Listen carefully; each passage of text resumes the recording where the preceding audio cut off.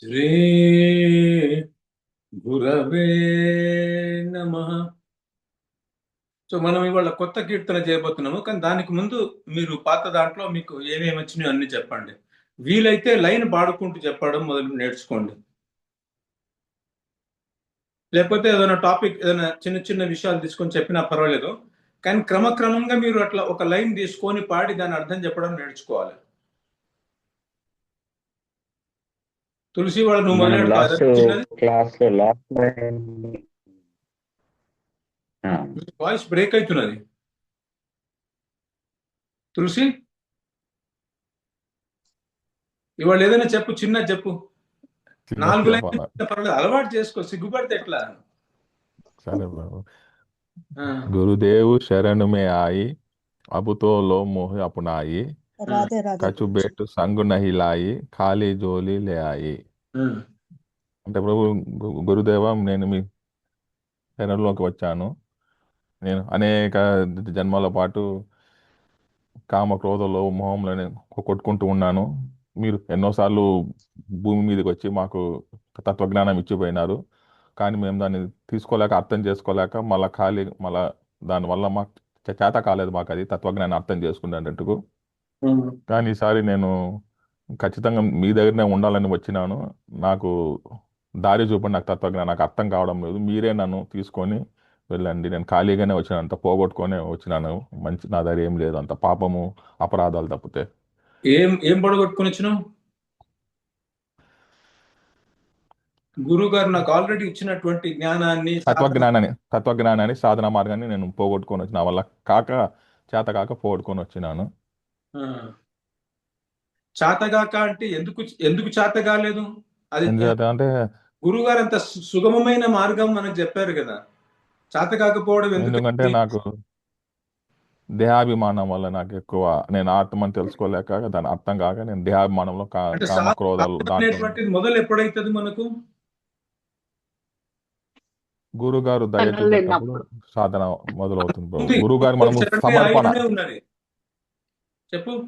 గురుగారికి శరణం లేకపోయినప్పుడు, గురుగారికి ఆ, శరణం శరణం లేకపోయినప్పుడు మొదలైతుంది. సాధన నేను అన్ని మొదలవుతుంది. విన్నాను, కానీ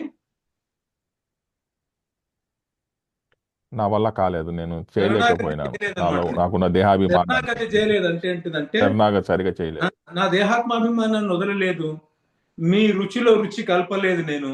వదలలేదు. ఆ, మీరు చెప్తున్న పైన పైన చేస్తూ పోయింది, కానీ నా హృదయాన్ని మీకు ఎప్పుడు సమర్పించలేదు నేను. సమర్పించకపోవడం వల్ల సమర్పించాను. అన్ని కొట్టుకొని తిరుగుతున్నాను. చెప్పు. Very good. సో ఆ పాయింట్ మెయిన్ అనమాట. ఇందులో ఏంటిదంటే శరణాగతి గురించి చెప్తున్నా. శరణాగతి ఈ కీర్తన మనం ఫస్ట్ ఎందుకు తీసుకున్నాం? ఇక్కడ మనం ఏం చేస్తున్నామంటే, మీరు హేమలత గారు, మీ ఒట్టి కళ్ళే కనబడుతున్నాయి, మీరు కెమెరాను కొద్దిగా అడ్జస్ట్ చేసుకోవాలి, కిందికి అనుకోవాలి కెమెరాను. అట్లా ఇంకా కొద్దిగా కిందికి అనండి. ఒట్టి ఇక్కడ దాకా కనబడుతుంది, కొద్దిగా ఇక్కడ మధ్యలో దాకా కనబడనా, ఇంకొద్దిగా. రైట్. సో ఇందులో మనం ఏం చేస్తున్నామంటే, ఆ, సిద్ధదేహోపాసన చేయాలి. యాక్చువల్లీ సిద్ధదేహం అంటే, మనం ఒక ప్రేమ కావాలంటే ఏంటంటే, ఆ ప్రేమ అనేటువంటిది ఒక సిద్ధ దేహం ఉంటుంది. మనము ఒక కాల్పనికమైనటువంటి సిద్ధ దేహాన్ని తయారు చేసుకొని ఉపాసన చేయాలి కదా. అది మనం ఎందుకు చేయలేకపోతున్నాం అంటే, మనం చేతో దర్పణం అంటే హృదయం అనే అద్దంలో మొత్తం మాలిన్యం ఉంది కాబట్టి, ఆ మాలిన్యం తొలగించుకోవడం కోసం సాధక దేహోపాసన చేస్తున్నాం మనం. సో ఇక్కడ ఇందులో ఏం చేస్తున్నాం, గురుదేవ్ అని చెప్పేసి ఒక పదం తీసుకొని గురువు గారు ఒక అర్థభావన చేస్తున్నాము అంటే, ఇక్కడ ఏం చేస్తున్నాం మనము, ఏం ఉపాసన చేస్తున్నాము? ఫర్ ఎగ్జాంపుల్ గురుదేవ్ అనే ఒక పదం తీసుకొని అర్థభావన చేస్తున్నాం అనుకోండి. గురువు గారు అంటే ఇట్లా ఇట్లా ఇట్లా ఇట్లా అనుకుంటూ మనం ఏం ఉపాసన చేస్తున్నట్లయితున్నది? గురు ఉపాసన. గురు ఉపాసన. దానికి నేను టర్మ్ ఏం పెట్టాను? శ్రీకృష్ణుడి ఉపాసనకి ఏం పెట్టాను? నేను రసోపాసన అని పెట్టాను. అర్థభావన. గురువు గారు ఉపాసన అర్థభావన అనేటువంటి సాధన చేయడం. రసికోపాసన అని పెట్టాను. రసికోపాసన అంటే రసిక గురువు యొక్క ఉపాసన చేస్తే ఉపాసన యొక్క ప్రయోజనం ఏంటిది? ఉపాసన మనకు 3 పదాలు చెప్పాను కదా నేను సాధన గురించి. ఉపాసన ఎందుకు చేస్తాం మనము? ఎందుకంటే ప్రేమ శరణాగతి కోసం ప్రేమ ప్రభు. గురించి ప్రేమ దయా ప్రేమ కృప కోసం చేస్తాం. దయా కృప కోసం చేస్తాం. కాదు, 3 పదాలు చెప్పాను చూడండి. సాధనకు మనం 3 పదాలు ఉపయోగిస్తాం. మీరందరూ చెప్పారు లాస్ట్ తత్వజ్ఞానం కొరకు, తత్వజ్ఞానము గురువు గారితో కొరకు, కనెక్ట్ అవ్వడం కోసము సాధన అనేటికి ఉపాసన ఒకటి, రెండోది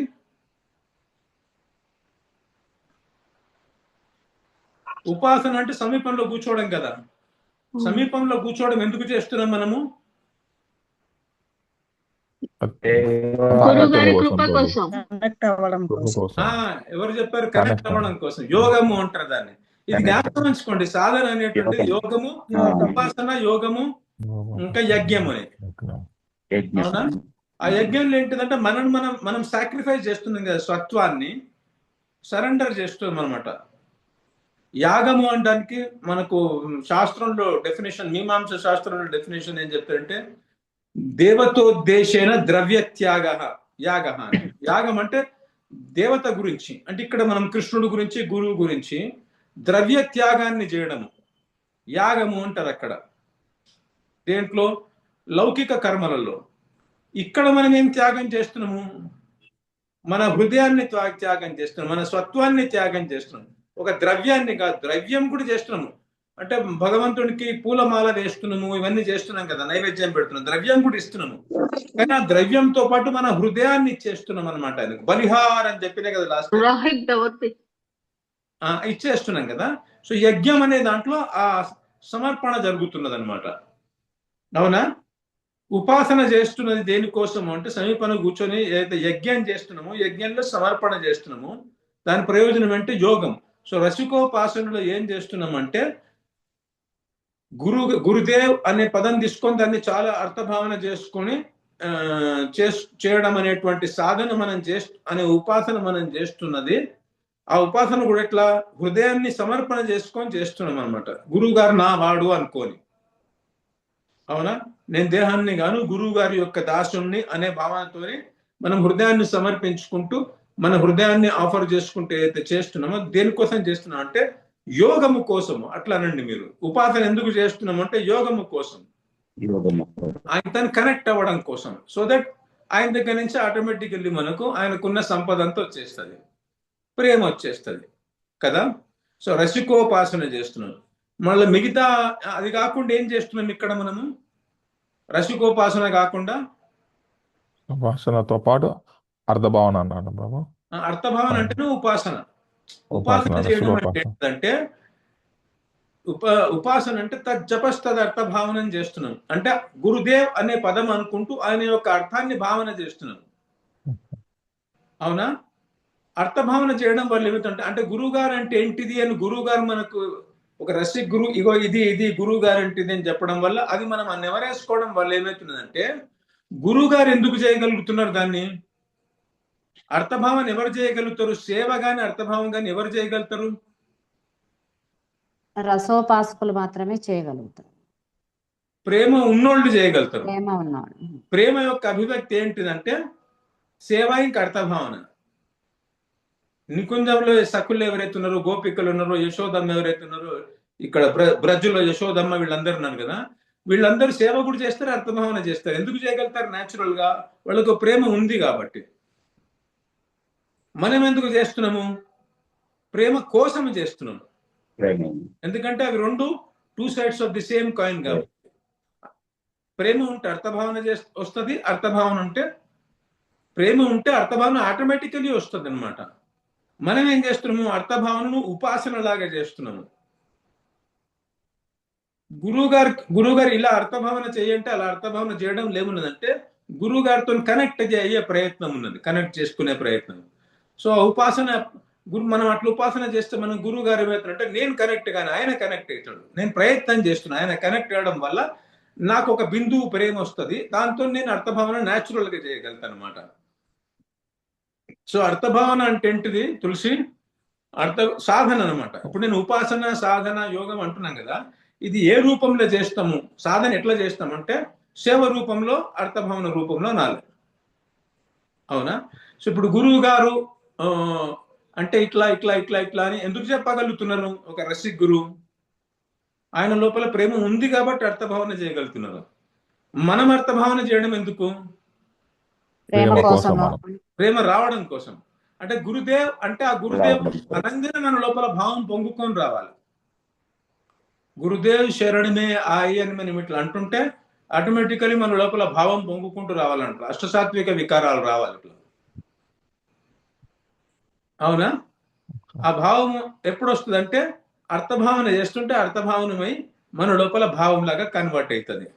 సో రసికోపాసన ఎందుకు చేస్తున్నామంటే గురువు గారితో ఏకాత్మ అయిపోతే ఆయన లోపల నుంచి మనకు ప్రేమ వస్తే దానివల్ల మనకు ఆ భావంతో గురువు గారిని సేవ చేయగలుగుతాం అనమాట. లేకపోతే ఆ భావమే లేకపోతే సేవ లేదు అసలు. వితౌట్ భావం మనమైతే పరిచర్య చేస్తామో అది సేవ అనిపించుకోదు. భావంతో చేస్తేనే సేవ అనిపించుకుంటుంది అనమాట. ఎందుకంటే వాళ్ళు ఆస్వాదించేది భావాన్ని. సరేనా? సో రెండోది ఏం చేస్తున్నాం మనం ఇప్పుడు ఈ కోర్స్ నెంబర్ 1 లో రెండోది ఏం చేస్తున్నాము? ఈ బేసిక్ స్టార్టింగ్ లో చెప్పా, అందుకనే వెనక్కి వస్తున్నాం మళ్ళీ మీరు మర్చిపోకుండా. ఒకటేమో రసికోపాసన చేస్తాము గురువు గారితో కనెక్ట్ అవ్వడానికి. గురువు గారితో కనెక్ట్ అయితేనే అన్ని వస్తాయి మనకు. దైన్యంగా ఈ దైన్యము లౌల్యం ఇవన్నీ మనం కల్టివేట్ చేసుకోవాలి అంటున్నాం, కానీ ఇవన్నీ ఎప్పుడు వస్తాయి? ఆయనతో కనెక్ట్ అయితేనే. ఆయన ఇవ్వాలి మనకు. మన లోపల దీనభావం ఉండే అవకాశమే లేదు. శరీరానికి పొగరు తప్పేముండదు, మోహం తప్పేముండదు, కామం తప్పేముండదు. ఆయన ఇవ్వాలి. సో రెండోది ఏం కల్టివేట్ చేసుకుంటున్నాం ఇక్కడ మనము? రసోపాసన. రసోపాసన చెయ్యలేం కాబట్టి ఏం చేస్తున్నాం మనం ఇక్కడ? రసోపాసన చేయాలంటే ఏం కావాలి మనకు? ప్రేమ కావాలి. గురువు ద్వారా రసికోపాసన చేయాలి. గురువు కావాలి కాబట్టి గురువు గురించి రసికోపాసన చేస్తున్నాము. దానివల్ల ఏం తయారు చేసుకునే ప్రయత్నం చేస్తున్నాము? అందులోనేమో రసోపాసనలో సిద్ధదేహం తయారు చేసుకునే ప్రయత్నం చేస్తున్నాం. ఇన్లేన్ తయారు చేసుకునే ప్రయత్నం చేస్తున్నాం. సాధక దేహం. సాధక దేహంలో ఏముంటదంటే ఈ క్వాలిటీస్ ఉంటాయి. ఏది? లౌల్యము, దైన్యము, విరహము, కృపాయాచన, సమర్పణ, ఇవన్నీ క్వాలిటీస్ ఉంటాయి కదా. ఈ క్వాలిటీస్ ని తయారు చేసుకునే ప్రయత్నం చేస్తున్నమాట. ఇది క్లియర్ గా అర్థం చేసుకోండి. మనం ఏం చేస్తున్నాం ఇప్పుడు కోర్స్ నెంబర్ 1 లో అంటే రసికోపాసన చేస్తున్నాము అని అనాలి. అవునా? రసికోపాసన అంటే ఏంటంటే గురువు గారి మీద ఉపాసన. ఒక రసిక గురువు మీద ఉపాసన చేస్తున్నాము. దేనికోసం చేస్తున్నాము? ఆయనతో యుక్తుడు అవ్వడం కోసం చేస్తున్నాం. ఆయనతో యుక్తుడైతే ఏమైతే అంటే మనకు సాధన సంపత్తి వస్తుంది. ఆయన మనల్ని సాధన చేయించడానికి ఆదౌ శ్రద్ధ అయింది కదా. ఫస్ట్ నిశ్చయం చేసుకున్నాం కదా ఈ మార్గంలోకి రావాలని. రెండోది సాధు సంఘం అయింది. అంటే ఒక రసుకు గురువు యొక్క సంఘం చేస్తున్నాం. సంఘం చేస్తున్నాం అంటే ఏంటిది? ఆయనకు సమర్పణ అవ్వడానికి సిద్ధమై వచ్చినాం మనం. అప్పుడు సమర్పడానికి సిద్ధమై వస్తే గురువు గారు ఏం చేస్తున్నట్టు సమర్పణ మార్గాలను నడపడం కోసం మనకు భజన క్రియ ఇచ్చారు. ఏది? సేవా ఇంకా అర్థభావన. ఆ సేవా ఇంకా అర్థభావన మనం చేయగలుగుతామా? ఈ శరీరంతో చేయలేము. ఎవరు చేయగలుగుతారు? అది సాధకుడు చేయగలుగుతాడు. కానీ మనం సాధకుడు కాము కదా. శరీరం సాధకుడు కాదు. సో సాధక దేహం ఆయన ఇస్తారనమాట. అవునా? ఆ సాధక దేహం వచ్చిన తర్వాత మనం సాధన చెయ్యగలుగుతాం. ఏంటిది ఆ సాధన? రసోపాసన చేయగలుగుతాం. రసోపాసన చేయడం కోసము రసోపాసన సేవ ద్వారా అర్థభావన ద్వారా చేస్తాం మనము. అది చేయడం కోసం ఈ శరీరం వల్ల కాదు దీనికి. అందుకనే సాధకుడు కావాలి. సాధకుడు కావాలంటే సాధకుడికి కొన్ని లక్షణాలు ఉంటాయి కదా. అవి కల్టివేట్ చేసుకునే ప్రయత్నం చేస్తున్నాం అనమాట. సాధక దేహానికి ఉండేటువంటి క్వాలిటీస్ ఏవైతే, గుణాలు ఏవైతే ఉన్నాయో అవి కల్టివేట్ చేసుకునే ప్రయత్నం చేస్తున్నాం. అర్థమైందా ఇప్పుడు క్లియర్ గా? చెప్పండి ఎవరన్నా ఒకళ్ళు.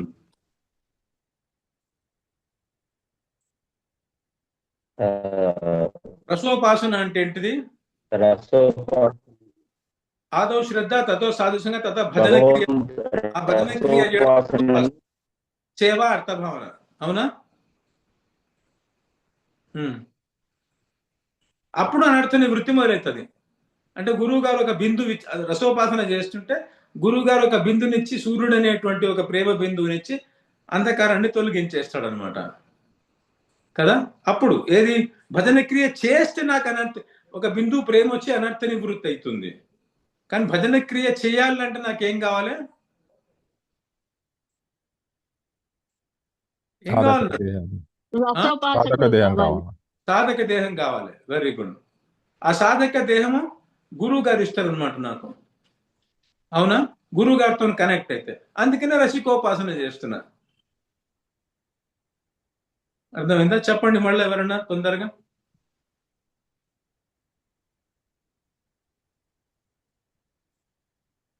కోర్స్ 1 లో మనము రసికోపాసన చేస్తాము. అంటే గురువు గారికి సమీపాన ఉంటూ సాధన చేస్తాము. ఈ సాధన చేయడానికి గురువు గారు సాధక దేహాన్ని ఇస్తారు. ఈ సాధక దేహం ద్వారా మాత్రమే భజన క్రియ ద్వారా మనము రసోపాసనని చేయగలం. Very good. బస్ ఇంత అర్థం చేసుకుంటే సార్ ఇది చేస్తున్నాం మనం.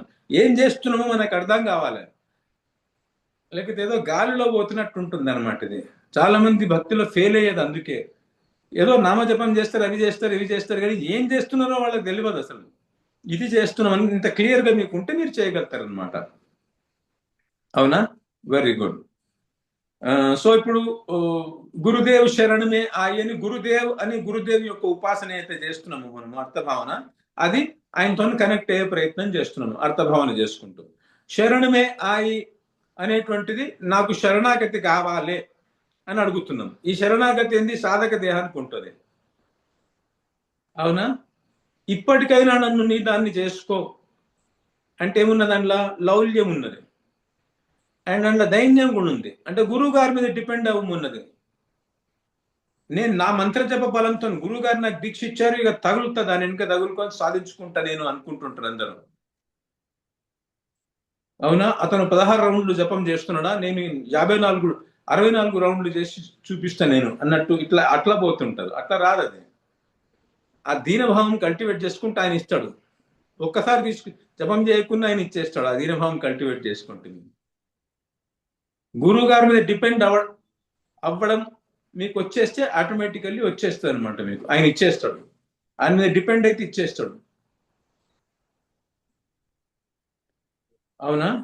ఇప్పుడు అప్పుడే నవజాత శిశువు ఉన్నాడు అనుకోండి, వాడికి అమ్మ అయ్యా అని తెలియదు. ఒట్టి ఏడవడని తెలుసు, అంతే. ఏడుస్తాడు అంతే.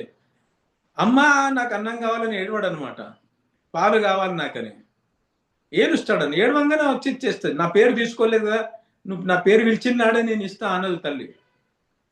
నా కోసం ఏడుస్తున్నాడని మీకు అర్థమైపోతుంది. సో ఆ ఏడవడం ముఖ్యం. దీనభావంతో కరుణాక్రందన చేయడం, కృపాయాచన చేయడం ముఖ్యం అన్నమాట కదా. Very good. సో ఇప్పుడు ఆ ఒక్కొక్క క్వాలిటీ కల్టివేట్ చేసుకుంటున్నాం అని చెప్పాము. ఇది అర్థం చేసుకోండి. మళ్ళా మీకు వెనక్కి తీసుకొస్తున్నా ఇంట్రొడక్షన్ అంతా ఏం చేస్తున్నామో తెలియడం కదా. తులసి ఇంకేమైనా ఉందా నీకు చెప్పేది?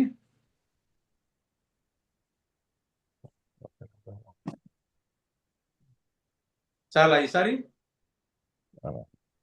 నెక్స్ట్ ఎవరని చెప్పండి.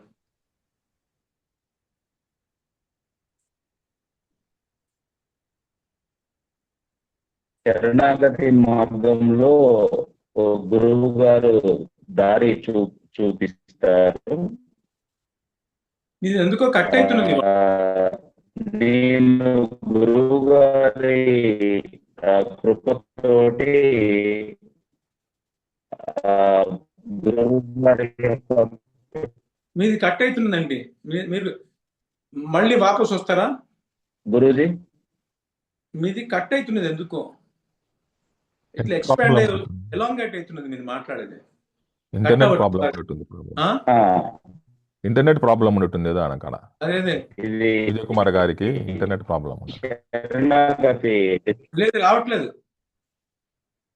ఒక్క నిమిషం గురు, ఒక్క నిమిషం. ఇప్పుడు ఓకేనా గురుజీ? అదే నెట్వర్క్ ప్రాబ్లం ఉన్నట్టుంది గురుజీ కొంచెం. ఇప్పుడు ఓకే, చెప్పండి. ఇప్పుడు వస్తుందా గురుజీ? బాగా వస్తున్నా, చెప్పండి.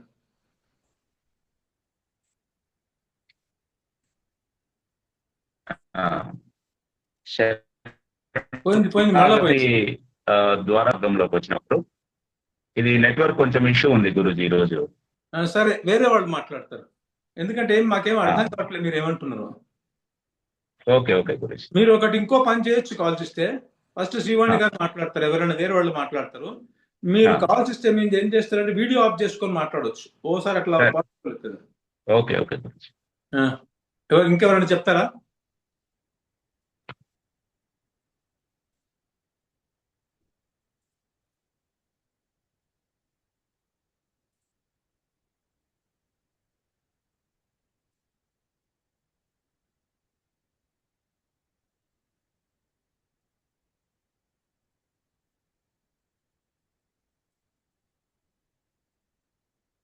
చెప్పండి, ఒక 4 వాక్యాలనే చెప్పండి. ఇది ఒక్కటే చోట మీకు ప్రాక్టీస్ చేసేది.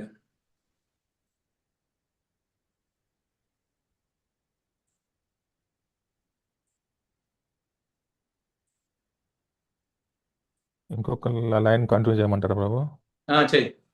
असुवन माला ले आई, दो बिगरी मोरी बनाई, मोही भुक्ति मुक्ति नई भाई, चाह युगल चरण शरणाई. అవన్నీ 2 వేరే వేరే లైన్లు. రెండు వేరే అదే ఫస్ట్ ఒక్కటే తీసుకో. ఫస్ట్ అశ్వన్ మాలలే అంటే ఇప్పుడు నేను ఇంకా జీవితంలో అంతా తన్నులు అనేక జన్మలలో దెబ్బలు తిని తిని నాకు ఇంకా ఏడ్చడం ఒక్కటే, ఇంకా నాకు ఇంకా ఏడిపోయి తప్ప నాకేం మిగలేదు గురుగారు. నేను ఏడ్చుకుంటూ మీ దగ్గరకు వస్తున్నాను. నేను అంతా పనికి రాకుండా అయిపోయినాను, దేనికి మొత్తం పోగొట్టుకొని వచ్చినాను. మీ శరణాగతి మార్గంలోకి రావాలనుకుంటున్నాను, దయ చూపండి అన్నట్టు. ఓకే. కళ్ళ నీళ్లతోని లిటరల్ మీనింగ్ ఏంటంటే నీటి బిందువులతోటి మాల చేసుకొని వచ్చాను నేను. మాల చేసుకున్నాను. గురువు గారి దగ్గరికి వస్తే ఏంటంటే ఎప్పుడు గురువు గారి దగ్గరికి పోయినా కానీ ఆయనకి ఏదైనా దక్షిణ తీసుకుపోవాలి, ఆయనకు ఒక మాల పండ్లో ఏవో ఒకటి తీసుకుపోయి ఇవ్వాలన్నట్టు, ఒట్టి చేతులతో పోవద్దు. అయితే గురువు గారు అన్నిటికన్నా ఎక్కువ ఎక్స్పెక్ట్ చేసేది ఏంటిదంటే సాధన సంపత్తి ఎక్స్పెక్ట్ చేస్తారు. ఆయన సాధన మార్గంలో దిగడానికి తను తయారు ఉన్నాడా లేదా అని చూస్తుంటాడు అనమాట. కానీ అవన్నీ ఏం తేలేదు నేను.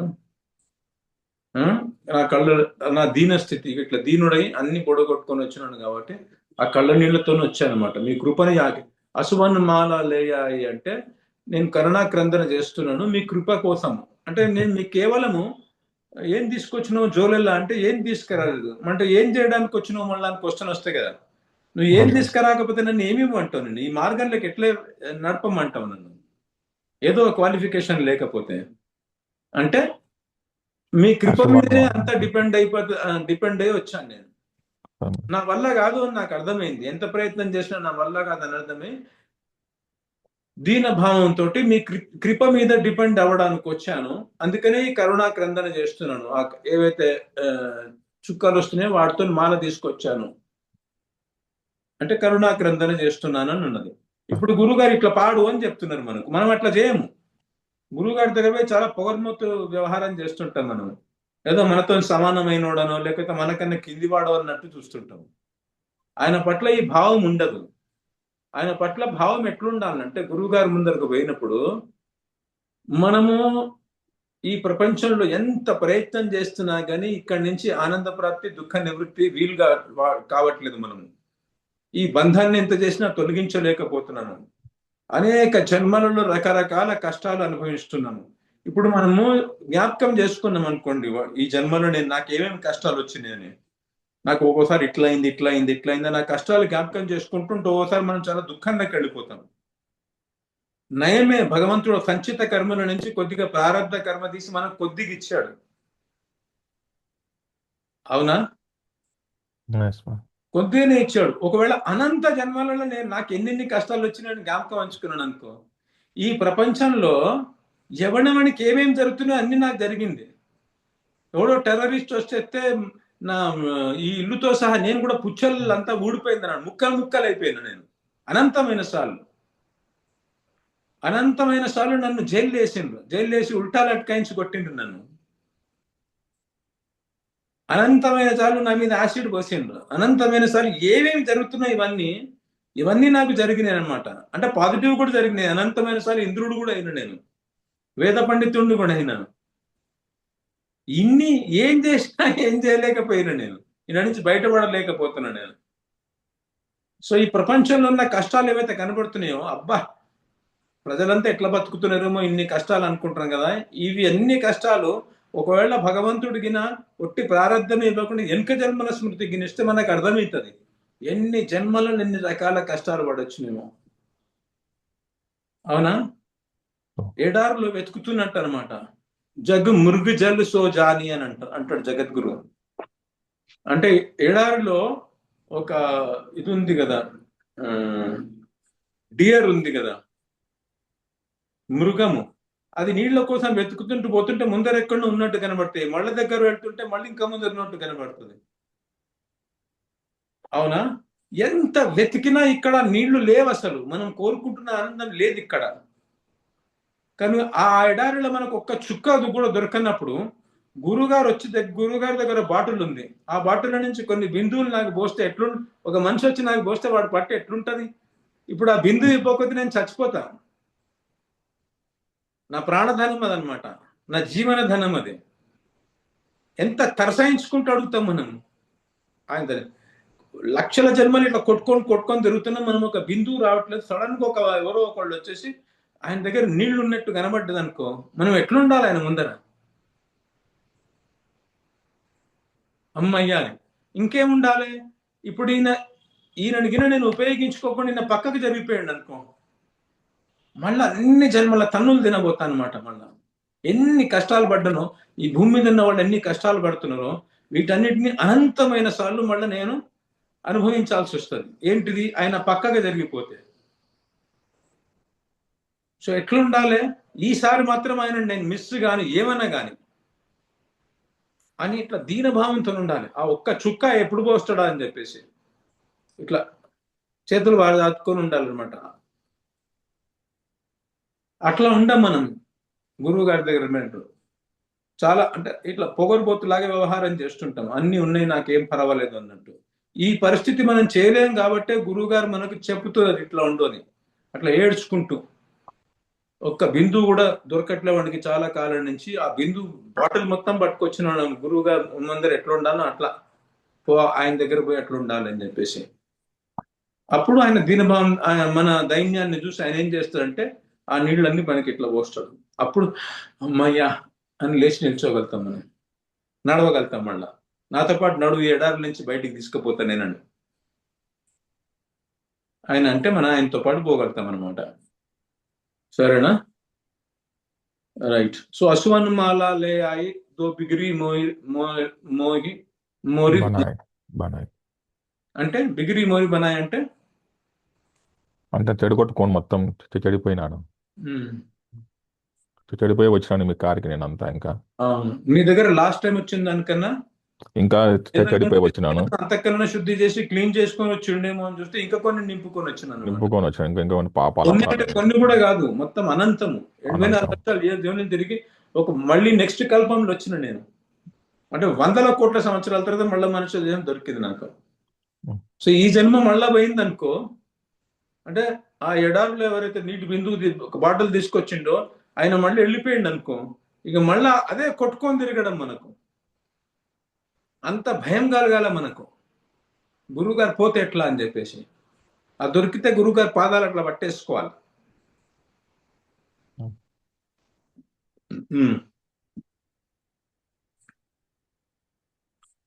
మోహి భుక్తి ముక్తి నహి బాయి చాహ యుగలు కొట్టి ఆ పాపాలు పెంచుకొని వచ్చిన అంటే కూడా ఎట్లా అంటే జగద్గురు ఒకటి ఇది వాడతారనమాట. ఇంతకుముందు పాఠంలో కూడా చెప్పాను నేను. శ్రీ మహావిష్ణువు రోమరోమం నుంచి బ్రహ్మాండాలు వెళ్తుంటాయి. అవునా? నా లోపల ఏదైతే పాపం ఉందో ఆ పాపం నా ప్రారంధంలో ఉన్న పాపంతోటే నేను ఇంత చుట్టుపక్కలంతా నాశనం చేస్తుంటాను. నేను ఎక్కడ పడితే అక్కడ సంఘర్షణలు తయారు చేస్తుంటాను.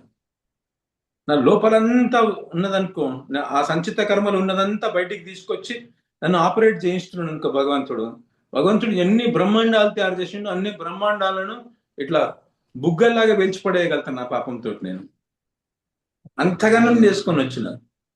ఇట్లా అంటున్నాడు గురువు గారు. ఇట్లా అంటే ఉట్టిగానే అన్నాడు కాదు. ఇప్పుడు అందరి సంచిత కర్మలు ఏవైతే ఉన్నాయో అన్నిటినీ గ్రౌండ్ లో కుదిరిండి అనుకో. ఇప్పుడు లోపలంతా బాంబులు అవి ఇవి న్యూక్లియర్ బాంబ్స్, మిషన్ గన్లు అన్ని ఉన్నాయి. ఒట్టి గన్ పట్టుకొని వచ్చినాం మనం. ఇప్పుడు అందరి దగ్గర ఒక్కొక్క గన్ ఉన్నది, ఒకరినొకరు పొడుచుకొని ఇదే మన షూట్ చేసుకుంటున్నాడు. అందరికి కూడా ఫుల్ అమ్యునిషన్ తోని, న్యూక్లియర్ మిజైల్స్ తోటి అన్ని తోపులతోటి వాటితో AK-47 అందరు రంగంలో దిగిండ్రు అనుకో ఈ ప్రపంచంలో. వాళ్ళ సంచిత కర్మలు ఉన్నదని ఎట్లయితుంది ఈ ప్రపంచం అంతా? ఇంత వదిలితేనే ఇంత పరేషాన్ ఉన్నది. సో అంతగానం పాడు చేసుకుని వచ్చిన అనే భావనలోకి రావాలి. అది ఇది ఎందుకు చేస్తున్నాడు ఇట్లా అని ఎందుకు అంటున్నాడు అంటే, ఏమి కల్టివేట్ చేసుకోవడానికి అట్లా అంటున్నాడు? సాధక దేహంలోని ఏ గుణం కల్టివేట్ చేయడానికి? కరుణాక్రందన కన్నా ముందు అంటే నా గురించి కృపాయాచన చేస్తున్నా. కానీ నేను ఇంత పాపాత్ముడిని. నేను ఈ లోపలంతా మిషన్ గన్లు, న్యూక్లియర్ మిజైల్స్ పెట్టుకొని ఉన్న ధ్వంసం చేయడానికి. శ్రీ మహావిష్ణువు ఎవరంటే దీన్ని రక్షకుడు అన్నమాట. బ్రహ్మ దీన్ని సృజిస్తే, శివుడు లయం చేస్తే శ్రీ మహావిష్ణువు దీన్ని రక్షిస్తాడు. నేనేమో భగవంతుడి యొక్క బిడ్డను. కానీ నేనేం చేస్తున్నా? న్యూక్లియర్ మిజైల్స్ పెట్టుకొని దీన్ని ధ్వంసం చేస్తా పోతున్నాను. అంత పాపాత్ముణ్ణి అని అనుకోవడం ఏంటిది? అది రక్షించు అనడం. దో బిగిరి మోరీ బనాయి అంటే నన్ను ఉద్ధరించు అని చెప్పడం కృపాయాచన అనమాట. కానీ నేను పాపాత్ముని అని చెప్పుకోవడం ఏంటిది? దీన భావన. అవునా? దీన భావన. నేను ఇట్లాంటి నేను ఒక పతితుల యొక్క అవతారాన్ని. నేను నువ్వు ఎట్లయితే అవతారాలు ఎత్తుతుంటాడు కదా భగవంతుడు, రాముని అవతారము, నరసింహస్వామి అవతారం, అట్లా నేను కూడా అవతారాలు ఎత్తుతుంటాను. ఓసారి అనంతమైన రావణాసురుని అవతారం ఎత్తుతా, ఒకసారి అనంతమైన అజామిలుని అవతారం ఎత్తుతా. నేను రోమముల అజామిలాలు తీసుకొని వస్తాను అన్నమాట. నేను కామాన్ని తీర్చుకునేటప్పుడు. సో ఇట్లా అట్లా అనడం ఎందుకు అంటున్నాను అంటే, దైన్య భావాన్ని డెవలప్ చేయడం కోసం అట్లా అంటున్నాను. అయితే ఇట్లా అనేటప్పుడు ఉట్టిగానే కాదు, ఫీల్ కావాలి. నేను నిజంగానే ఎట్లా అటువంటి అని తెలవాలి నాకు. మన చుట్టుపక్కల చూసుకుంటే మనం ఏమైతే చేస్తున్నామో ఈ ప్రపంచంలో మనం చూసుకుంటే మనకు అర్థమైపోతుంది నేను నిజంగానే అటువంటి. ఇప్పుడు జస్ట్ గ్లిమ్స్ ఇస్తాడు కదా, ఇప్పుడు జస్ట్ టేస్ట్, ఒక తేనెలో కొద్దిగా టేస్ట్ చేస్తే తెలిసిపోతుంది కదా ఈ బాటిల్ అంతా ఎట్లుంటుందని. అట్లనే మన ముఖం చూస్తే, మన జీవితం చూస్తే, ప్రారంభ కర్మలో ఉన్న ఇంత టేస్ట్ చేస్తే నా సంచిత కర్మ ఏమున్నదో మనకు తెలుసుకోవాలి. అనంతమైన మిజైల్స్ ఉన్నాయి, బాంబులు పడున్నాయి ఎక్కడ అని చెప్పేసి ధ్వంసం చేయడానికి. అంటే భగవంతుడు ఏది చేస్తే ఎన్నిసార్లు సృష్టించనిసార్లు ధ్వంసం చేస్తున్నాడు. నేను ఇప్పుడు భగవంతుడు సృష్టి స్థితి లయ కారకుడు అని అంటారు కదా. సృష్టి చేస్తాడు, స్థితి చేస్తాడు, రక్షిస్తాడు, మళ్ళీ లయం చేస్తాడు అంటున్నాము. అంటే ఏమంటున్నాం భగవంతుడు అంటే, విజయ్ కుమార్ గారు ఇల్లు కట్టుకుంటారు, కొంతకాలం ఆ ఇంట్లో ఉంటారు, మళ్ళీ ఇంటిని తగలబెడతారు అంటే ఎట్లుంటుంది? ఏంటి? ఎవరి మనిషి ఎందుకు తగలబెడతాడు? తగలబెట్టడం కోసం ఇదంతా కట్టుకునేది ఆయన. ప్రతి యుగం అయినప్పుడల్లా, ఆ సైకిల్ అయినప్పుడల్లా ఈ లయం అయిపోతున్నది కదా.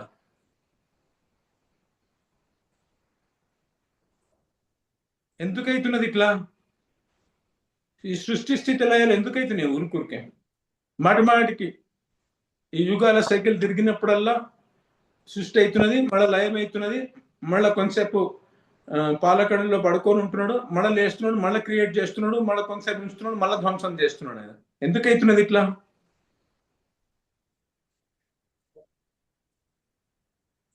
ఎవరు ఉన్నారా ఈ భూమి మీద అట్లాంటి పిచ్చివాడు? ఇల్లు కట్టుకొని తనే ధ్వంసం చేసుకునేటోడు. ఎందుకైతున్నదంటే, ఈ ప్రకృతిని ఆయన ఇది తయారు చేసిన తర్వాత జీవులు వాళ్ళకున్న కామక్రోధాలు ఇవన్నీ ఏవైతే ఉన్నాయో దేహాత్మాభిమానంలో ప్రకృతి ఉపభోగించడం కోసం క్రమక్రమంగా దాన్ని ధ్వంసం చేసుకుంటూ వస్తున్నారు అనమాట. అవునా? సో అట్లా ఈ పాపం పెరిగి పెరిగి పెరిగి పెరిగి ఇక ఈ భూమి ప్రకృతి ధర్మాలను పూర్తిగా భంగం అయిపోయిన తర్వాత ఇది నిలవదు అనే స్థితిలో అప్పుడు శివుడు లయం చేస్తున్నాడు. శివుడికి ఏదో దాని మీద దీన్ని ధ్వంసం చేయాలని ఆయనకు ఒక ఇది లేదు, ఏదో టేస్ట్ లేదు దీన్ని ధ్వంసం చేయాలని. ప్రకృతి ధర్మాలు ఎప్పుడైతే పూర్తిగా భంగం చేస్తున్నామో మనము, ఆయన మూడో కొన్ని తెచ్చి దీన్ని మొత్తం లయం చేస్తుంది. అయిపోయింది ఇక్కడ, ఇంక దీనికి ఛాన్స్ లేదని మళ్ళా జీవుని మీద దయతోటి వీళ్ళు ఎట్లా ఉద్ధరించాలని మళ్ళా శ్రీ మహావిష్ణువు బ్రహ్మ ద్వారా మళ్ళీ క్రియేట్ చేయిస్తున్నాడు అనమాట. సో ఎప్పుడెప్పుడైతే ఆయన క్రియేట్ చేస్తున్నాడో ఒకటే పనిలో పెట్టుకున్నాం. ఇక ఏంటిది? పుట్టినప్పటి నుంచి దీన్ని ధ్వంసం చేయడంలో తగులుకొని ఉన్నాం అనమాట.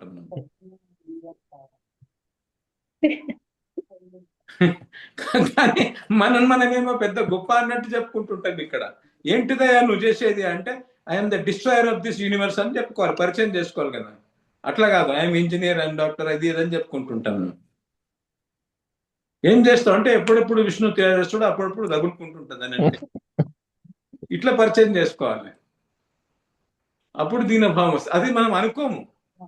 మనం ఏమనుకుంటాం, నాకేదో మంచి క్వాలిటీస్ నేను అనుకుంటాను, నేను బ్రాహ్మణుడిని, నేను వేద పండితుడిని, నేను అది ఇది అని అట్లా అనుకుంటుంటాను. నేను ధ్వంసం చేసేవాడిని నేను అనుకోమాను. అందుకనే నిజంగానే నువ్వు ధ్వంసం చూస్తావు కాబట్టి అది నీకు తెలియదు. నీ మదంతో నువ్వు అట్లా అనలేకపోతున్నావు, నేను ఏదో అనుకుంటున్నాను. కాబట్టి గురువు గారు ఏం చేస్తున్నా అంటే ఆ మదాన్ని తీసేసి ఆ అంతఃకరణ శుద్ధి చేసి దాని లోపల దీనభావం ఇవ్వడం కోసం ఇట్లా అనుకో అంటున్నాను అనమాట. నేను పతితుల యొక్క అవతారాన్ని, అహో హరి అని ఒక కీర్తన ఉంది, మనకు ఫ్యూచర్ వస్తుంది. అహో హరి, నువ్వు ఎట్లయితే రామ అవతారం, కృష్ణ అవతారం, నేను పతితుల యొక్క అవతారాన్ని, నేను కూడా ఒక అవతారాన్ని వేస్తుంటా అప్పుడప్పుడు, టైంకి నేను పతితుల యొక్క అవతారాన్ని నేను అట్లా అనుకో అంటున్నాను, దీనభావం రావడం కోసం. అర్థమైంది కదా. బిగ్రి మోహి బనాయి అంటే అదేమో కరుణాక్రందన చేయడం, కృపాయాచన చేయడం. నేను ఇట్లా చేసుకున్నాను, నన్ను నేను పాడు చేసుకున్నాను, నా జోలి అంతా ఖాళీ చేసుకున్నాను అనడం దైన్యం. ఇప్పుడు అర్థమైంది కదా మీకు. రసికోపాసనలో మనము సాధక దేహం ఎట్లా కల్టివేట్ చేసుకుంటున్నాము, ఇట్లా ఆ దీనభావం, నేను ఇట్లా అటువంటి అని ఫీల్ అవ్వాలి. ఒట్టి గురువు గారు అన్నట్టు నేను అన్నను కానీ ఏం ఫీల్ కావట్లేదు, ఎక్స్పీరియన్స్ చేయట్లేదు అనుకో, ఆ భావం రానే రాదు. జెన్యున్ గా అర్థం చేసుకోవాలి నేను అట్లా అటువంటి అని చెప్పేసి. నేను చేసుకోలేను కాబట్టి ఆయన చెప్తున్నాడు అనమాట. సరే, ఇంకా మోహి ముక్తి నహి భాయి, చహ యుగలు చరణు శరణాయి. నాకు ముక్తి వద్దు, నాకు కేవలము రాధాకృష్ణుల యొక్క పాదముల సేవ కావాలి, శరణము కావాలి. ముక్తి అంటే ఏంటిది? ముక్తి అంటే ఇది కష్టాల నుంచి బయటపడడం ముక్తి. ముక్తి కాదు, భుక్తి. భుక్తి ముక్తి వద్దు అంటున్నావు కదా. భుక్తి అంటే భుక్తి అంటే భుక్తి అంటే ఇవి కోరికల ద్వారా తీర్చుకుంటే, పంచేంద్రియాల ద్వారా తీర్చుకునేటువంటి కోరికలు అంటారు. కానీ దాంట్లో ఇంకొక మీనింగ్ కూడా ధర్మార్థ కామాలని ఉంటుంది. ధర్మార్థ కామ. కోరికలు అర్థం ఉంటేనే తీరుతాయి, అర్థం ధర్మం వల్ల వస్తుంది. ధర్మార్థ కామస్. సో మీరు భుక్తి అంటే ఏం అర్థం చేసుకోవాలంటే త్రివర్గం అని. త్రివర్గం అంటే 3 యొక్క గ్రూప్ అని. ధర్మార్థ కామాలు. భుక్తి ఎందుకు వద్దు అంటున్నాను? ముక్తి ఎందుకు వద్దు అంటున్నాను ప్రభు, అది కష్టాన్ని దూరం చేసుకుంటే తప్పితే నాకు ఆనందం ఉండదు, దాంట్లో సేవ ఉండదు. అంటే ఫస్ట్ ఆఫ్ ఆల్ భగవంతుడి నుంచి దూరం అవుతాను. ఎందుకంటే భగవంతుని యొక్క ప్రేమను ఆస్వాదించకుండా దీన్ని ఆస్వాదిస్తున్నా కదా. అవునా? దీన్ని ఆస్వాదిస్తున్నందుకు భగవంతుని యొక్క ప్రేమ దొరకదు, గోలోకం దొరకదు, దివ్యానందం దొరకదు. అది పోయింది, మిస్ అవుతున్నా. రెండోది ఏమైతున్నది, ఇక్కడ భుక్తి చేయడం వల్ల తాపత్రయాలు, నరకము, 84 లక్షల యోనులు, మళ్ళీ బంధం వస్తున్నది, అయిపోతున్నా. అందుకనే వద్దు అంటున్నాను. ముక్తి ఎందుకు వద్దు అంటున్నావు? ముక్తిలో ఆనందం ఉండదు, ఊకట చిత్తం అట్ట పడి ఉంటది, ఒక అంటే పడి ఉంటది. దానికి ఒక స్వరూపం ఉండదు కాబట్టి ప్రేమ ఉండదు. ప్రేమ ఎప్పుడు స్వరూపంలో ఉంటది. చిత్కణము, దానికి ప్రేమ ఉండదు, దానికి దుఃఖం కూడా ఉండదు, ఆనందం కూడా ఉండదు. ఆనందం అంటే ఏంటంటే ప్రేమ యొక్క ఆస్వాదన.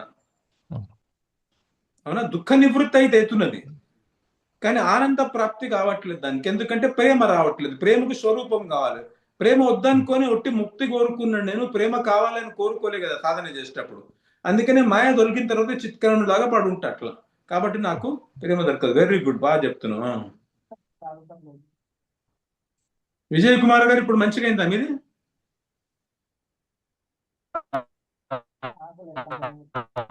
గురువు గారు వినిపిస్తుందా? వాయిస్ వినిపిస్తుంది గురువు? కాలేదు, మీరు ఇంకా మంచిగా. ఈ రోజు కొంచెం సిగ్నల్ వీక్ ఉంది గురుజీ. ఇప్పుడు వస్తున్నది.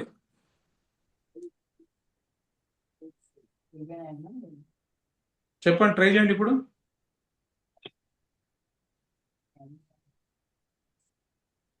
గురువు గారు వినిపిస్తుందా? ఇప్పుడు వినిపిస్తున్నది.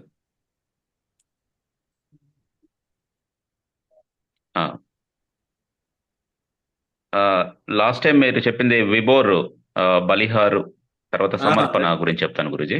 అది చెప్పండి. అది కష్టమైన టాపిక్ అది. తులసి వాళ్ళ నువ్వు బాగా పర్ఫార్మ్ చేసినావు, వెరీ గుడ్, సంతోష్. ఇట్లా ప్రాక్టీస్ చేసి సిగ్గుపడితే ఏమొస్తుంది నీకు? నోరు తెరిచి మాట్లాడుతుంటే ధైర్యం వస్తుంటుంది ఆటోమేటిక్ గా.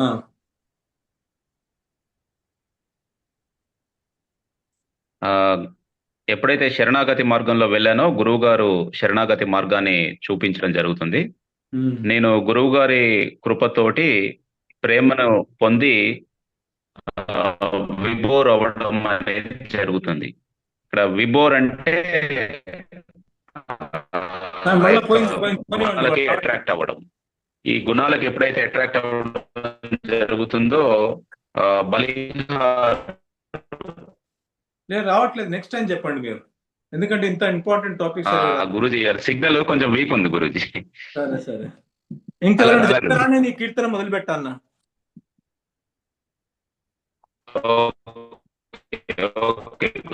మీరు వద్దు, విజయ్ కుమార్ గారు మీరు వద్దు, వాళ్ళు ఇంకెవరైనా చెప్తారా? మొదలు పెట్టారు నన్ను. ఇది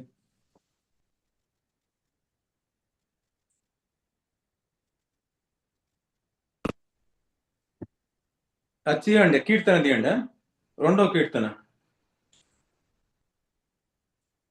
కనబడుతుందా? జై జై జై సద్గురు సర్కార్. ఎవరైనా చెప్పండి దొరికిందని. నేను మీకు పంపించాను కదా.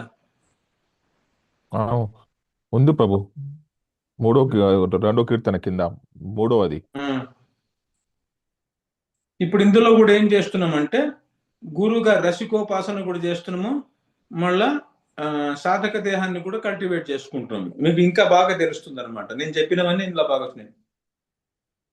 జయ జయ జయ సద్గురు सरकार सद्गुरु पर तन मन धनवार। जय जय जय सद्गुरु सरकार सद्गुरु पर तन मन धनवार। చెప్పండి, ఏమర్థమవుతున్నది దీనివల్ల? జై జై జై సద్గురు సర్కార్ అంటే జయ జయ సద్గురు ప్రభు, మీకు జయము జయము గురువు గారు. గురువు గారికి జయము కలుగుగాక, జయం పొందుగాక. గురువు గారి పైన జయము కలుగుగాక. సద్గురు సర్కార్కి ఎందుకు జయము కలుగుగాక అంటే అదంతా సద్గురు గురించి మనం ఏం చెప్పుకున్నామో అంత చెప్పాలి. లాస్ట్ టైం చెప్పుకున్నాం కదా, సద్గురు అంటే ఎవరు? మనకు సాక్షాత్తు కృష్ణుడే మన ముందుకు వచ్చిన వాడు. కృష్ణుడు అనేటువంటి వాడు ప్రేమ ఉంటేనే వస్తాడు కదా. మన దగ్గర ప్రేమ లేదు.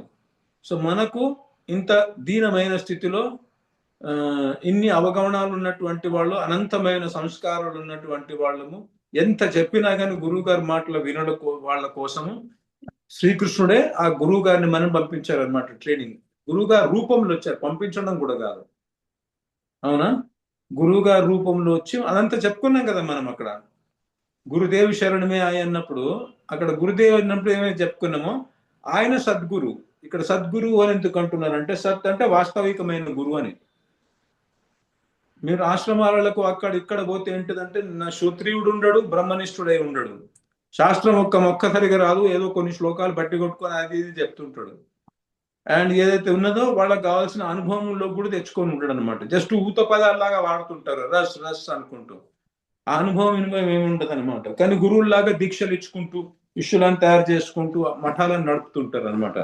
సో అట్లాంటి వాళ్ళు కాదు. సద్గురు అంటే ఎవరైతే శ్రోత్రియుడు కూడా, అంటే శాస్త్రం మొత్తం శాస్త్రీయంగా ప్రతి ఒక్క తత్వాన్ని ప్రతిపాదన చేయగలుగుతాడు యుక్తుల ద్వారా, ప్లస్ దాన్ని అనుభవిస్తున్నటువంటి వాడు, అంటే భగవత్ ప్రాప్తి అయినటువంటి వాడు. అటువంటి సద్గురువు గురించి మాట్లాడుతున్నాం. అటువంటి గురువు గారిని ఆశ్రయిస్తేనే ఏదైనా పని జరుగుతుంది.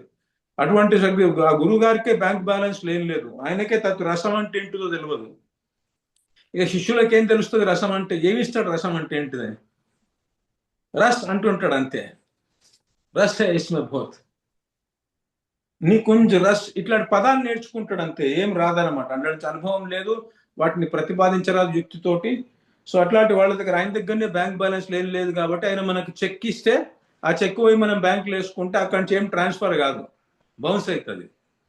అందుకనే సద్గురు, అట్లాంటి సద్గురుని ఆశ్రయించాలి అని చెప్తున్నాడు అనమాట. ఎవరు?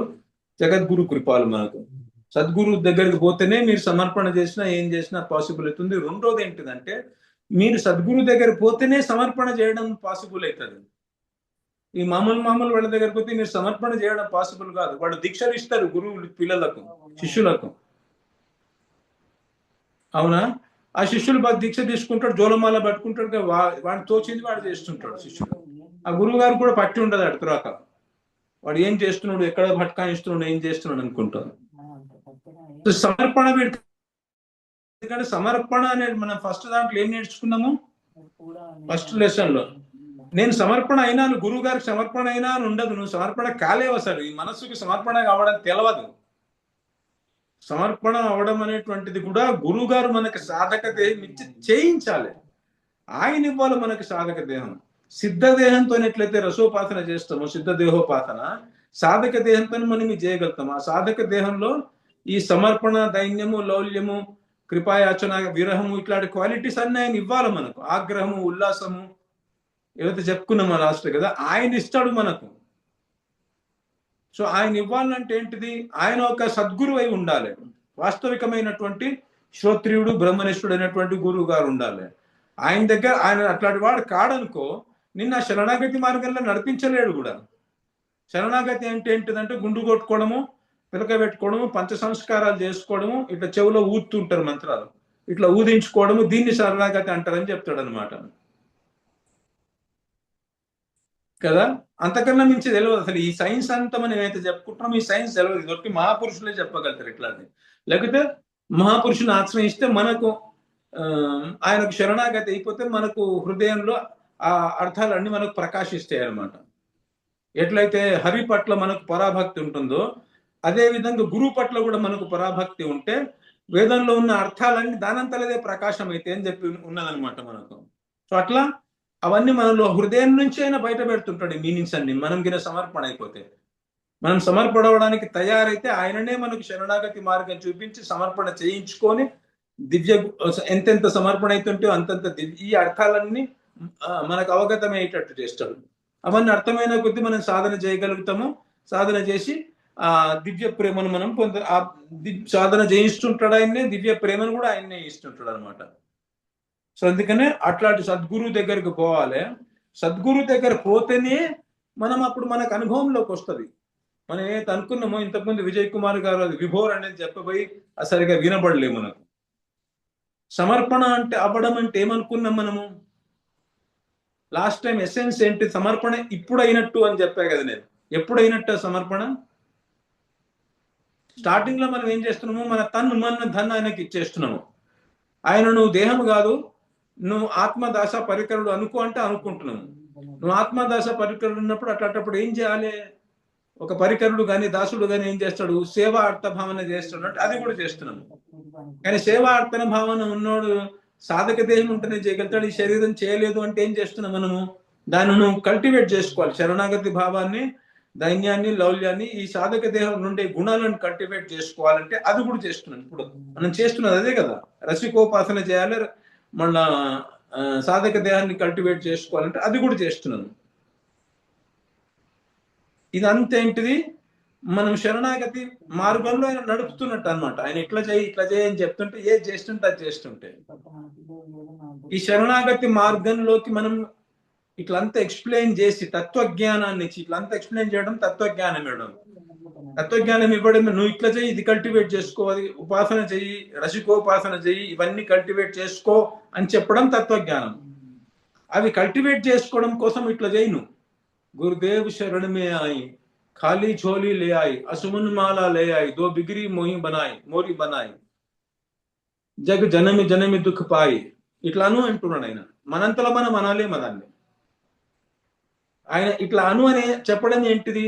ఫస్ట్ ఇది కల్టివేట్ చేసుకోవాలి, సాధక దేహాన్ని కల్టివేట్ చేసుకోవాలి, గురువుతో ఏకాత్మ అవ్వాలి అని చెప్పడం ఏంటిది? తత్వజ్ఞానం చెప్తున్నాడు. చేసి మనతో ఇట్లా అను అని సాధన కూడా చేయిస్తున్నాడు. మనం ఇట్లా సాధన చేస్తుంటే మనకు ఈ గుణాలను ఇస్తున్నాడు అనమాట. సాధనా సంపత్తిని ఇస్తున్నాడు సాధక దేహంతో పాటు. అప్పుడు మనం రసోపాసన చేస్తున్నాం.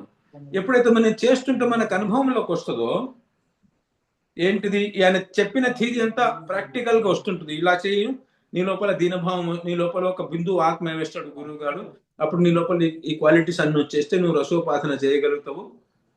చేసిన తర్వాత అని చెప్తుంటే అనుభవంలోకి వస్తున్నది, ఆయన చెప్పింది చెప్పినట్టు మనకు. అప్పుడు గురువు గారి యొక్క ఈ క్వాలిటీ చూస్తే మనం విభోర్ అయిపోతాం అన్నమాట. విభోర్ అంటే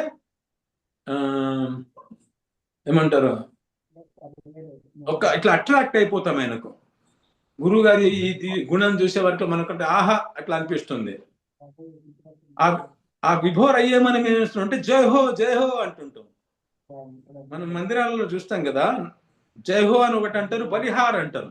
ఆ జై హో అని ఎందుకు అంటారు అంటే ఆ గురువు గారి ఈ కరుణ ఏదైతే ఉందో మనకింత మంచిగా ఓపికతోటి మనకు భగవంతుని ప్రేమ రసాన్ని నిరంతరం భగవంతుని యొక్క రాస క్రీడల్లో నిరంతరం మునిగిపోయి ఉన్నవాడు మన కోసం ఇక్కడికి వచ్చేసి ఇంత బాగా మనకు అర్థం చేయించుకుంటూ ఈ ఇంత సుగమమైనటువంటి శరణాగతి మార్గాన్ని మనకి ఏదైతే ఇచ్చాడో ఆయన,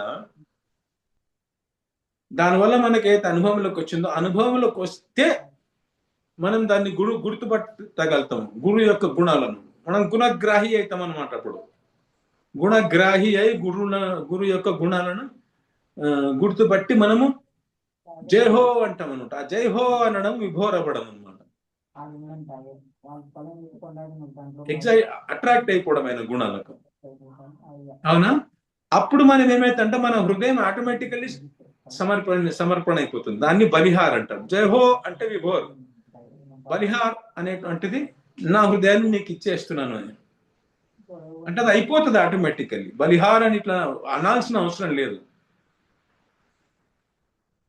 సో ఆ సమర్పణ మార్గం అనేటువంటిదే ఆయన సద్గురు దగ్గర ఉంటేనే పాసిబుల్ అవుతుంది. ఎందుకంటే సద్గురు దగ్గర ఈ సాధన సంపత్తి ఉంది, సద్గురు దగ్గర ప్రేమ ఉంది కాబట్టే మనం ఆయన చెప్పినట్టు మనకు యాక్చువల్ వాస్తవికమైన థీరీ చెప్పగలుగుతాడు ఆయన, ఇలా చేయాలని. అవునా? బృందావనంలో అయితే చాలా మంది ఈవెన్ నా లెక్చర్స్ వింటున్న వాళ్ళు అడుగుతున్నారు, ఈ అర్థభావన ఏంటిది, ఎక్కడ వినలేదు ఏంటిదని, ఏం చెప్తున్నాడు ఈయనదంతా అని చెప్పేసి. అంటే వాళ్ళకి అర్థం కూడా కావట్లేదు సాధన ఇలా చేయాలని చెప్పేసి. అయితే జగద్గురు మనకు ఇంత అర్థభావన చేసి చూపిస్తున్నారు. సో ఈయన సద్గురు గారికి ఏంటిదంటే జీవుని కలియుగంలో 21st సెంచరీలో ఉన్న జీవుని దశ చూసి వీటితో ఏం అర్థభావన చేయించాలో తెలుసు. 16th సెంచరీ ఉన్న వాటితో ఏం అర్థభావన చేయాలనో వాళ్ళకి తెలుసు అనమాట. ఒకటే ఇట్లా పుస్తకంలో ఉన్నది చెప్పాడు, పుస్తకంలో ఇలా ఉన్నది ఇలా చేయని చెప్పాడు. జీవుని దశను బట్టి ఒక్కొక్క అవతారం అందుకనే ఎత్తుతుంటాడు. త్రేతాయుగంలో ఒక అవతారం అయితే ఒక రకంగా చెప్తుంటాడు, ధర్మాన్ని పాటించాలని. కలియుగంలో ధర్మం ఎవరు పాటించలేరు కాబట్టి అన్ని ధర్మాలను భంగం చేసి ప్రేమ మార్గాన్ని పట్టుకుంటాడు. ఇట్లా చేతులు లేపేసి శరణాగతి అయిపోయి ప్రేమను కల్టివేట్ చేసుకో అని చెప్తాడు అనమాట. అట్లా మళ్ళీ 16th సెంచరీలో గౌరంగ మహాప్రభులాగా వచ్చినప్పుడు ఒక రకమైన శిక్ష ఇచ్చాడు. మళ్ళీ ఆయన్నే జగద్గురు కృపాలాగా వచ్చేసి మనకు మళ్ళో రకంగా శిక్ష ఇస్తున్నాడు అనమాట. సో ఆయనకు తెలుసు, ఒట్టి మహాపురుషునికే తెలుసు. ఈ మఠాలలో ఉండే వాళ్లకు, పండితులకు, వీళ్ళకి ఎవరికి ఇదంతా తెలియదు. పుస్తకంలో ఉన్నది చెప్తుంటారు, ఊత పదాల్లాగా మాట్లాడుతుంటారు వాళ్ళు, అనుభవంతో ఏం చెప్పరు వాళ్ళు. సో మహాపురుషుడు ఒక్కడే మనకి ఇట్ట తత్వజ్ఞానాన్ని మన లెవెల్కి దిగొచ్చి చెప్తాడు. చెప్పేసి మనకు ఆ సాధన మార్గం కూడా ఎట్లా చేయాలో చెప్తాడు ఆయన. చెప్పేసి మనకు అనుభవం వస్తుంది కదా, అప్పుడు మనం విభోర్ అయిపోతాం కదా, ఆటోమేటిక్గా అయిపోతాం. అనుభవంలోకి రాగానే జహో ఇట్లా అయిపోతాం మనం అని బలిహార్ అయిపోతాం అనమాట. ఆ అవ్వడం సమర్పణ. అక్కడి నుంచి ఛానల్ ముందు అంటే ఆయన ఛానల్తో కనెక్ట్ అయినప్పుడు ప్రణాళి అంటారు దాన్ని. నాళం అంటే ఛానల్, ఆ ఛానల్తో కనెక్ట్ అయినట్టు కంటిన్యూస్ తైల ధారావధి చిన్నంగా ఫ్లో అవుతా ఉంటది. ఇక తర్వాత దాన్ని ఇట్లా కళ్ళు మూసుకొని ఆస్వాదించడమే ఉంటది. చకోర పక్షి లెక్క ఇట్లా చంద్రుని వైపు చూసుకుంటూ ఆ వెన్నెలను ఆస్వాదిస్తూ ఉంటది. ఇట్లా అయిపోతాం మనం.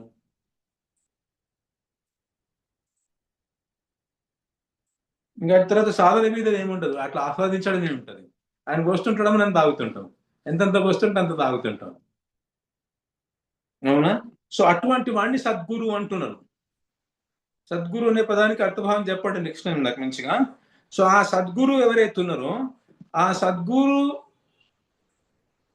ని మనం ఇట్లా అర్థం చేసుకొని ఆయన యొక్క ఈ గుణాలను మనం దర్శించగలిగితే, ఆయన చెప్పింది చెప్పినట్టు చేస్తే, ఇలా చేయని చెప్తున్నాడు కదా, సాధకతని ఇలా కల్టివేట్ చేసుకో, రసికోపాసన ఇలా చేయని, అలా మనం చేస్తే ఎప్పుడైతే మనకు అది వస్తుందో, ఏది మన అనుభవంలోకి వస్తుందో, ఆయన చెప్పింది చెప్పినట్టు మనకు ఆ దైన్యం అవన్నీ రావడం మొదలెడుతుందో, ఆ ప్రేమ యొక్క ఆస్వాదన కలుగుతుందో, అప్పుడు వెంటనే జయహో అంటాం అనమాట, విభోర్ అయిపోయి. సో అది అది చెప్తున్నాడు ఇక్కడ, జయ జయ జయ సద్గురు సర్కార్ అని. మళ్ళీ నెక్స్ట్ ఏమంటున్నాడు, సద్గురు పర తన మన ధనవాన్. విభోర్ తర్వాత నెక్స్ట్ స్టెప్ ఏంటిది, నెక్స్ట్ వచ్చి గురువు గారికి మనసు విభోర్ తర్వాత నెక్స్ట్ ఏమైతుంది, జయహో అంటే విభోర్. జయో నెక్స్ట్ ఏమైతుంది,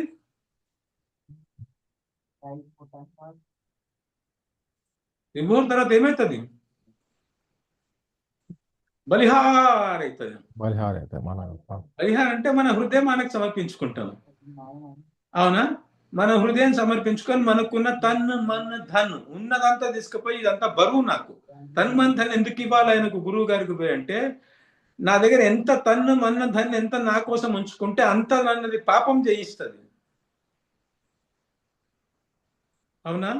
ప్రకృతి కోసము అంటే నా శరీరం కోసమో నా బంధువుల శరీరం కోసమో ఉపయోగించేటట్టు చేస్తారు. వాళ్ళందరూ భోగంలో పడతారు. ఆపై ఎంత సంపత్తి ఉంటే అంత భోగంలో, ఎంత శరీరంలో శక్తి ఉంటే అంత భోగంలో, ఎంత ఆలోచన శక్తి ఉంటే బుద్ధి ఉంటే అంత భోగంలో పడుతుంటారు. అందుకని తన్మంధన్ ఆయనకి ఇచ్చేస్తున్నాడు. సో బలిహార్ అంటున్నారు. సో లాస్ట్ టైం మనం ఇప్పుడు విజయ్ కుమార్ గారు చెప్పబోయి అది సరిగ్గా రాలేదు. సో మీ అందరికీ అది జ్ఞాపకం ఉంటుంది, నేను అక్కడ అయినట్టు అని. సమర్పణ అవుదామని వచ్చి శరణాగతి మార్గంలో మనకు వచ్చినాము, సద్గురుని ఆశ్రయించినాము, ఆయన తత్వజ్ఞానం ఇచ్చి సాధన ఇట్లా చేయని చెప్పి చేసిన తర్వాత అనుభవంలోకి వచ్చినాక మన లోపల నుంచి ఆటోమేటికల్లీ జయహో సద్గురు సర్కార్ అని వస్తుంది.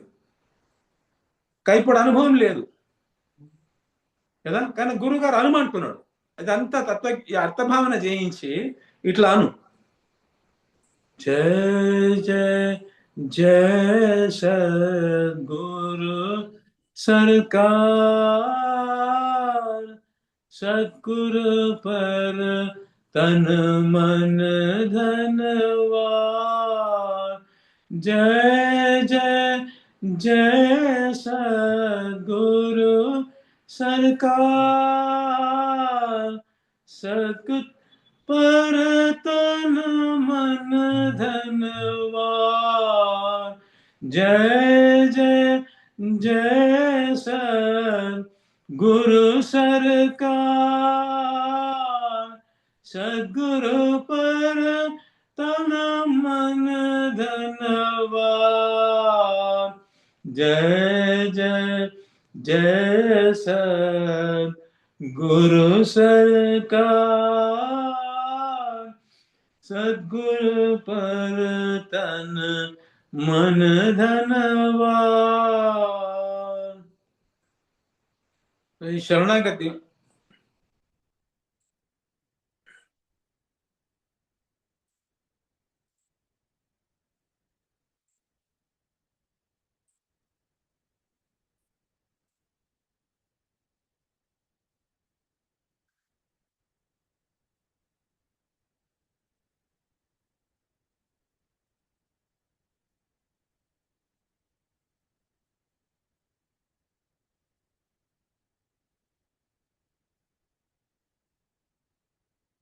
సో శరణాగతి మార్గం అయితే మన గురువు గారు చూపిస్తున్నారు.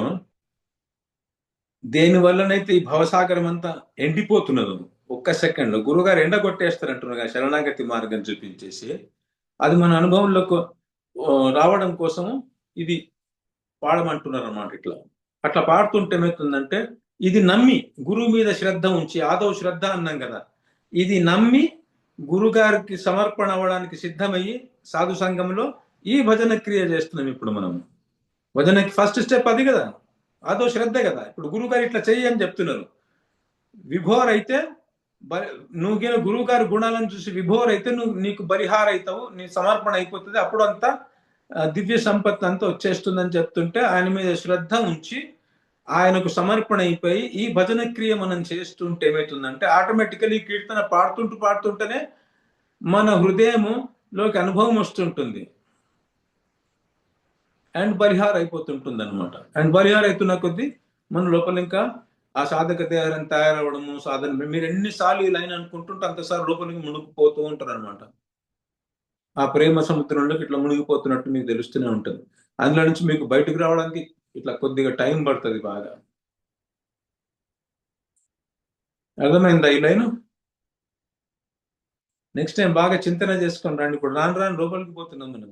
అయితే ఎందుకు ఈ మిగతా అంత ఏంటిదంటే జై జై జై సద్గురు సర్కార్ అంటే ఎందుకు మనం గురువు గారిని జై జై జై అంటున్నాము అంటే ఏమి గుణాలను చూసి మనం జై జై జై అంటున్నామని చెప్పేసి మనకు మిగతా లెక్చర్లు వచ్చిందనమాట. అది నెక్స్ట్ క్లాస్ లో చెప్పుకుందాం. ఎవరైనా చెప్తారా లాస్ట్ మినిట్ ఏదైనా?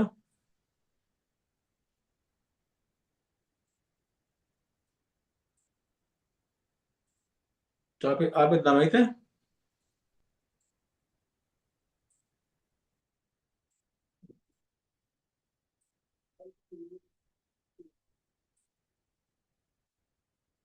శ్రీమద్ సద్గురు సర్కార్ की జై.